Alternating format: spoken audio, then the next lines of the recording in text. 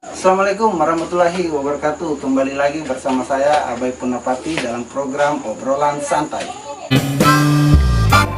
Obrolan Santai, salah satu program yang memberikan inspirasi, motivasi, serta hiburan buat kalian yang saat ini lagi butuh hiburan.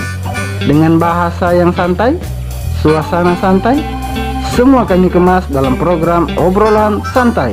Oh iya, jangan lupa pakai masker ya. Selamat menonton. Jangan lupa subscribe Abai Punapati. Nah, kali ini saya bertemu dengan orang-orang hebat, pemuda-pemuda kreatif Donggala. Mereka ini tergabung dalam Green Room Proline. Oke, mungkin teman-teman penasaran siapa mereka? Kita langsung perkenalan. Dari yang pertama, boleh perkenalkan diri. Oke teman-teman, saya Parlin Alfaristi selaku leader dari Green Room Proline, juga berpindah sebagai editor, kameramen, dan penulis cerita. Dan di samping saya ada teman-teman dari Green Room Proline juga. Silakan perkenalkan namanya. Oke, nama saya Arsa Putra. Saya selaku pemain film di sini. Saya Cahyo. Saya juga selaku pemain film di sini. Wih, berarti kita bertemu nih artis-artis Donggala. Nah, ini ada yang menarik. Kameramen, editing, penulis cerita. Sulit nggak membidangi semua itu? Kesulitannya mungkin di bagian penulisan ceritanya, karena di situ kita harus berpikir apa yang mau dijadikan cerita. Kadang dalam membuat sebuah cerita itu saya kadang butuh satu kata untuk bisa saya rangkai menjadi sebuah cerita. Kadang dari curhat teman-teman, ada juga perjalanan kisah hidup. Nah, kesulitannya di situ, karena mengembangkan satu kata ini menjadi sebuah cerita itu yang kesulitan di situ. Dan juga kesulitannya masalah waktu pengambilan gambar. Kadang bentrok antara kesibukan masing-masing pemain dan juga saya sendiri. Sebelum kita jauh membahas tentang perfilman, kenapa dinamakan Green Room Proline? Oh iya, Green Room Proline ini diambil dari kamar yang waktu itu kan masih lajang. Iya. Kita punya tempat perkumpulan itu, di kamar itu semuanya serba cat warna hijau. Sama seperti Jadi di dalam ruangan itu yang sama seperti sekarang. Jadi untuk menamai Green Room itu, kita pakai nama dari tempatnya kita berkumpul itu. Jadi kita kasih Green Room. Green itu hijau, room itu ruangan. Jadi Proline itu produksi, pro itu produksi. Jadi kita line itu online. Iya, secara online. Begitu. Atau juga perjalanannya kita di sini. Iya, mantap, luar biasa. Oke, untuk teman pemainnya, ada nggak tingkat kesulitan saat bergabung dengan Green Room Proline ini? Actingnya kah mungkin apanya? Iya, masih belajar juga. Belajar. Tapi yang hebatnya sudah memulai ya. Iya. Kalau sahabat yang satunya? Kalau saya sih mungkin tidak terlalu sulit, karena memang dari saya sekolah memang. Oh, pernah sekolah? Iya, Teater. pernah teater. Jadi Iya. Mantap. Oke, kita lanjut ke pertanyaan kedua. Kembali ke laptop, bukan ke tas. Nah, ini seperti kita ketahui, perfilman di Donggala ini tidak banyak ya. Iya. Mungkin ada beberapa saja komunitas perfilman. Sudah berapa karya yang dibuat di Green Room Proline ini? Kalau karya itu kita sudah puluhan film yang kita bikin. Ada baik yang cerita pendek, panjang, yang durasi 20-an, 30-an. Dan selama ini kita baru bikin film itu satu film ya, masih satu film kita bikin durasinya sampai 1 jam. Oh, luar biasa. Itu lalu kerjasama dengan pihak kepolisian dan juga KKN Untat angkatan 40. Waktu itu kita bikin film yang berjudul Stop Drug. Itu hentikan narkoba. Ada filmnya, ada di mana di bisa channelnya, di Green Room Pro Line ada filmnya. di YouTube ya? Di YouTube. Yang Green Room lain ketahui di Donggala ini ada berapa komunitas untuk perfilman? Kalau untuk filmmaker yang ada di Donggala ini, yang kita kenal itu seperti Limboro Komedi, yang itu yang digawangi oleh Asmir Aspal Channel, Asmir Arif. Yang kedua cerita Kylie, cerita Kylie yang dari Mudolo, sama IHA Project yang dibikin sama Iwan sama Hen. Oke. Dan itu yang masih kita ketahui di dunia lain. Kalau yang lain mungkin belum kita tahu karena belum kita lihat hasilnya karyanya mereka. Selama ini semenjak terbentuknya Green Room ini sudah pernah kolaborasi dengan mereka? Apakah sudah pernah kolaborasi atau bagaimana? Kalau kolaborasi, kita sudah pernah kolaborasi dengan Limboro Komedi, yang di Limboro, yang terus cerita Kylie, sama juga pokoknya semua sudah pernah kita kolaborasi. Bahkan yang dari Sigi juga kita pernah kolaborasi, Tatinga Project. Yang sama ini juga pernah kita kolaborasi sama Marasa Film yang masuk di situ siapa? Asri Aham. Itu kita sudah pernah kolaborasi. Oke. Saya coba bertanya dulu, ada hal menarik dengan sahabat kita yang di ujung, pernah ikut teater ya? Iya. Oke. Ada enggak yang bisa di-share ke teman-teman penonton Abai Purnapati, acting itu seperti apa agar teman-teman di luaran sana juga yang baru-baru berkecimpung di dunia film bisa bergairah juga? Ada enggak motivasinya atau apa? Ya, motivasinya sih bagi teman-teman yang mau masuk di sini, percaya diri saja. Percaya diri, oke. Itu saja. Kuncinya itu percaya diri. Percaya diri. Mau bagus actingnya atau tidak urusan di belakang. Terus di belakang. Yang penting mau saja dulu.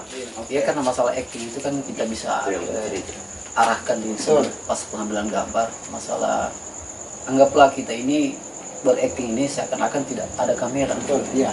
Jadi itu acting itu juga sesuai dengan cerita. Apakah ceritanya sedih, berarti kita harus hayati ceritanya itu.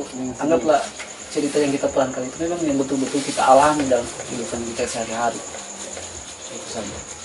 Itu memang beberapa teman-teman di orang sana yang ketika berhadapan dengan kamera itu minder, salah satunya. Itu memang kuncinya percaya diri. Itu. Oke. Untuk sahabat kita yang di tengah. Selama bergabung di Green Room Pro Line, keluarga mendukung atau menolak, atau ada apa dengan keluarga? Pernah terjadi misalnya begini, kan di luar sana banyak orang-orang yang keluarganya apa juga yang kamu buat itu? Iya. Apa juga yang kamu buat? Begitu nggak ada manfaatnya apa. Tapi selama bergabung sih ada nggak dampaknya? Dampaknya. Ada dampak positif ya? Yang dilarang. Tidak juga. Enggak juga ya? Keluarga mendukung. Keluarga tidak mau tahu. Gitu. Oh iya. Tapi selama ini punya karya-karya, tentunya teman-teman ini sudah mulai dikenal ya di Donggala. Iya, sudah mulai dikenal. Karena saya juga nonton filmnya keren. Oke. Saya lanjut lagi ke produsernya, penulis cerita, kameramennya. Nah, ini yang sangat luar biasa. Tidak semua orang-orang mempunyai talenta seperti ini. Pengalaman. Saya ingin mengulas pengalaman Bang Fadli ya. Iya. Terkait pertama kali berkecimpung di dunia ini. Bisa diceritakan nggak? Ya, Pertama saya waktu itu kan cuman sekedar membuat video vlog ya tentang kegiatan kita anak muda di desa Bomba ini. Cuman waktu itu kan kita ambil kayu, kita dokumentasikan, baru diedit, diputar di acara pesta. Setelah itu ada teman-teman yang lain bikin saran, kasih saran, coba bikin film pendek ya, kita bikin film pendek berdurasi 5 menit ya, baru kita upload di YouTube. Ternyata di situ ada antusias masyarakat itu untuk menonton itu bagus.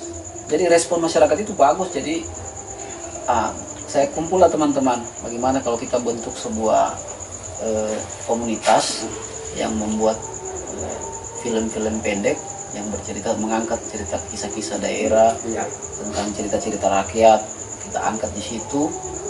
Dan akhirnya mereka sepakat, teman-teman ini sepakat. Nah, dibentuklah itu Green Room Pro Line pada tanggal 10 September 2015. Jadi sekarang sudah 5 tahun kita berkecimpung di dunia perfilman. Dan sampai sekarang ini alhamdulillah masih aktif ya? Masih aktif. Mungkin yang membuat kita terbatas ini waktu kesibukan teman-teman. Jadi kita ada cari waktu luang baru kita bikin lagi konten. Dalam waktu dekat ada nggak proyek yang ingin diproduksi? Dalam waktu dekat sih banyak sekali proyek dan ide-ide itu sudah menumpuk. Dan bahkan sudah mungkin kalau diisi di dalam botol itu sudah tak tumpah-tumpah itu ide-ide itu. Bahkan teman-teman dari Palu juga seperti Asmir Arif, Aspal Channel itu dia punya ide dan pengen sekali kolaborasi lagi dengan kita karena dia punya ide.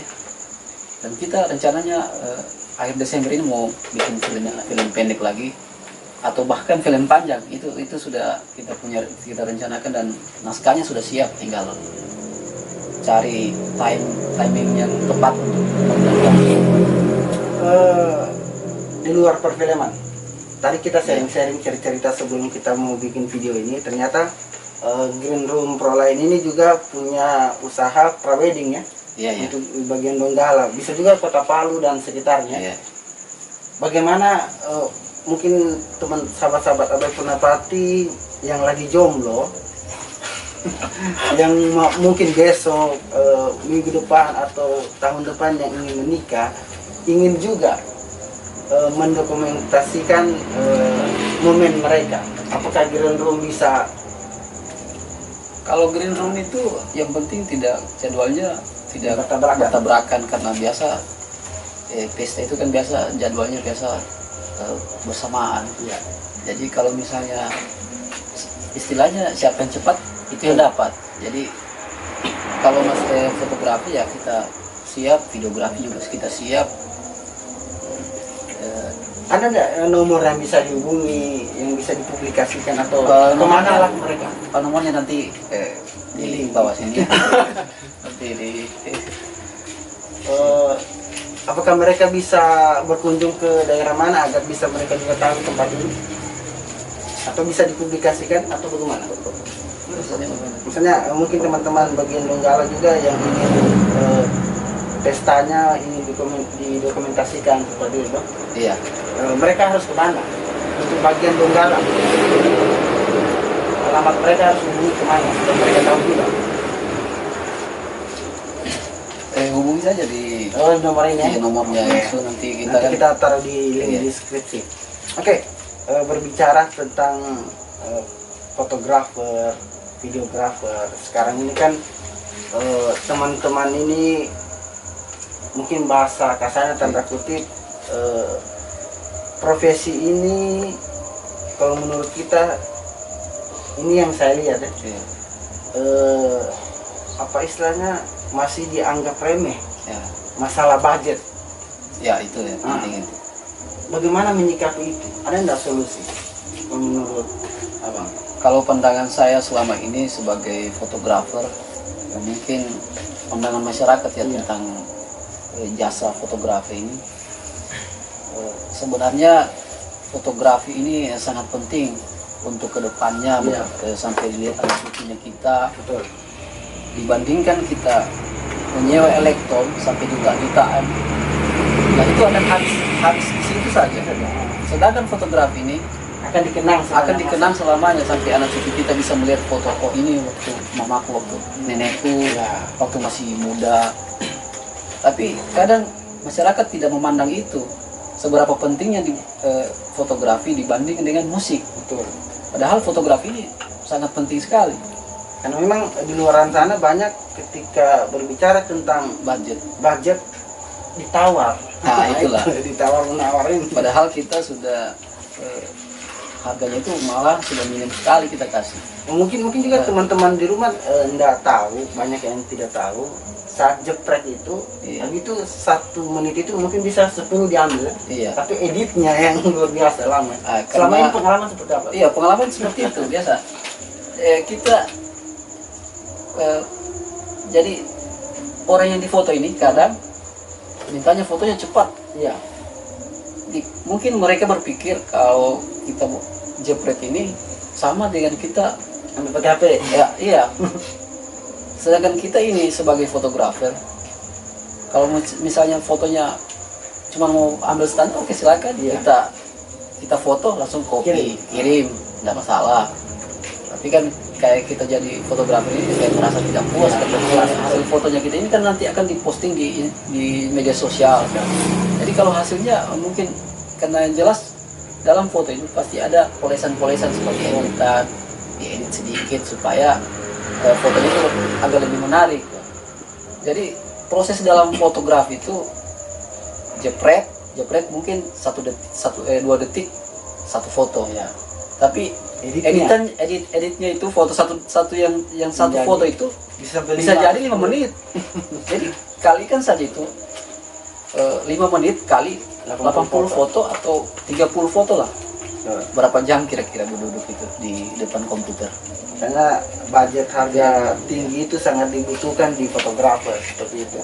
Mungkin ini juga yang menonton video ini bisa lebih terbuka paradigmanya bahwa fotografer ini adalah pekerjaan yang sangat-sangat bisa dibilang mulia, yang sangat-sangat betul-betul profesi yang sangat berat, mungkin bisa dibilang seperti itu ya. Karena di sini kan kita juga berisiko juga. Betul. Kalau misalnya kita jam 10 kita tidak peduli apakah hujan, panas, jelas kita tetap datang karena momen yang kita kejar. Oke, sebelum saya tutup video ini, ada ndak harapan buat sahabat-sahabat Abai Punapati yang menonton video ini terkait dengan fotografer, videografer, dan film atau apalah harapannya? Harapannya buat teman-teman yang suka juga bikin video atau suka dengan fotografi, foto itu sebenarnya tidak perlu harus pakai kamera, kamera DSLR atau mirrorless, pakai HP juga bisa. Yang penting di situ dari tekniknya saja. Dari kita pegang kamera itu kita berimajinasi ya, fotonya ini mau dibikin bagaimana, dan itu tergantung seleranya kita. Apakah kita suka human interest, itu objeknya kita, kesukaannya kita terhadap apa yang kita manusia, atau memang kita mau pilihan yang lain. Kan banyak itu, ada yang tentang alam, ada yang suka model, kan ada juga yang model. Tergantung kebutuhan. Iya, tergantung dari kebutuhannya kita. Dan tidak perlu takut memakai. Barangkali cuma pakai HP silakan, itu kan yang penting dari tekniknya. Dan kalau misalnya mau ingin berakting, nggak usah takut-takut. Yang penting percaya diri, karena acting itu bisa dipoles di saat kita pengambilan gambar, diarahkan oleh produser maupun kameramen. Oh, kamu harus begini sesuai dengan jalan cerita film itu. Jadi kalau mau gabung silakan, jangan takut-takut untuk berkarya, karena sebuah kebanggaan kalau karyanya kita bisa dinikmati oleh orang lain. Dari pemain film artisnya, ada yang mau disampaikan sahabat-sahabat Abai Punapati di rumah agar mereka bergairah lagi untuk berakting? Ada yang mau disampaikan? Tuh, kamu disampaikan? Semangat. Tetap semangat. Oke. Kalau Mas Bro? Ya, kalau saya sendiri ya, kalau mau berkarya terus supaya kita hidupkan ini kesenian di Sulawesi Tengah ini. Oke, mantap. Oke, sahabat Abai Purnapati, ada hal yang menarik yang bisa saya petik dalam obrolan kali ini, bahwa kreativitas itu sangat dibutuhkan. Dengan adanya kita membangun sebuah kreativitas, apapun itu, mau film, musik, foto, itu akan membuat teman-teman di luar sana terhindar dari hal-hal negatif, Ya. karena kesibukan yang positif yang kita buat. Semoga video ini bermanfaat. Saya Abai Purnapati bersama Green Room Lain. Sampai jumpa di video-video selanjutnya. Assalamualaikum warahmatullahi wabarakatuh. Wah.